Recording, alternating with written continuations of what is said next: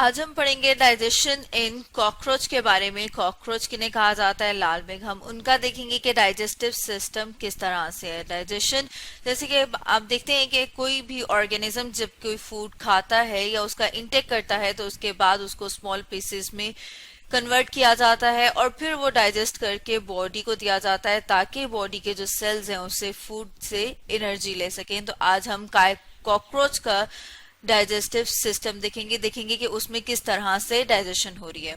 तो अगर इसके डाइजेस्टिव सिस्टम को देखा जाए तो इसको हम डिवाइड कर सकते हैं 3 पार्ट्स में। हम उसे कह सकते हैं कि वो कौन कौन से हैं, fore gut, mid gut and hind gut.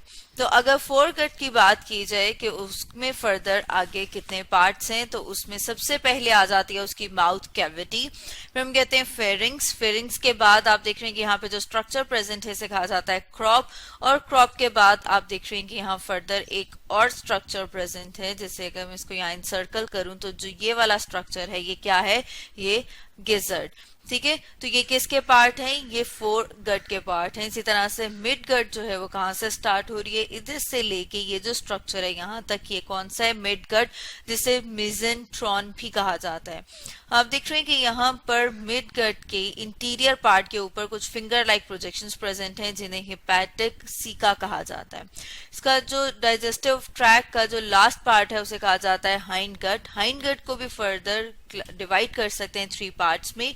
First one, जैसे आप देख रहे हैं कि ये वाला जो एरिया है इसे कहा जाता है इलियम। उसके बाद ये जो थोड़ा सा स्वेलन फूला हुआ पोर्शन है इसे कहा जाता है कोलोन, और ये एंड पे आप देख रहे हैं कि कौन सा स्ट्रक्चर प्रेजेंट है, रेक्टम।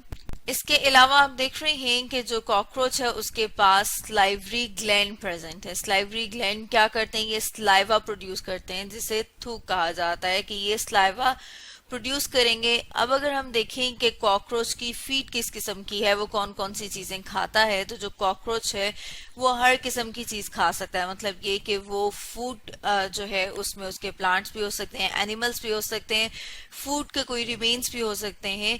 तो ये करता क्या है, जो फूड है पहले उसको स्मॉल पीसेस में कन्वर्ट किया जाता है। वो किसकी मदद से किया जाता है, मैंडिबल्स की मदद से। उसके बाद जो स्लाइवरी ग्लैंड्स हैं वो क्या करते हैं, वो जो स्लाइवा प्रोड्यूस करते हैं वो हाइड्रोलाइज करता है स्टार्ची मैटर जो कि उस फूड में प्रेजेंट है। उसके बाद उस फूड को भेज दिया जाता है क्रॉप के पास। क्रॉप से फूड को चंक बाय चंक, मतलब ये कि थोड़ा थोड़ा सा करके आगे गिजर्ड के पास भेजा जाता है ताकि गिजर्ड उसको फर्दर ग्राइंड कर सके, उसे और ज्यादा स्मॉल पीसेस में कर सके। अब आप देख रहे हैं कि उसके बाद हम बात कर रहे थे कि हेपेटिक सीका जो फिंगर लाइक प्रोजेक्शंस प्रेजेंट हैं। अब इनके फंक्शन को देखते हैं कि ये क्या करते हैं। ये कुछ एंजाइम सिक्रीट करते हैं। वो एंजाइम्स, और इसके अलावा मिड गट में क्या होगा, मतलब वो एंजाइम्स जो है वो कहाँ सिक्रीट कर दिए जाते हैं, मिड गट में। और मिड गट जो है फर्दर इसकी डाइजेशन करती है, मतलब इसकी जो कंप्लीट डाइजेशन है वो कहाँ पर हो रही है, इसके मिड गट में। उसके बाद इसको फर्दर फूड को भेज दिया जाता है हाइंड गट के पास। हाइंड गट में फूड थोड़े से टाइम के लिए रेक्टम के पास स्टोर होती है। हाइंड गट में हम कह रहे हैं कौन सी फूड आ रही है, जो इनडाइजेस्टेबल फूड है।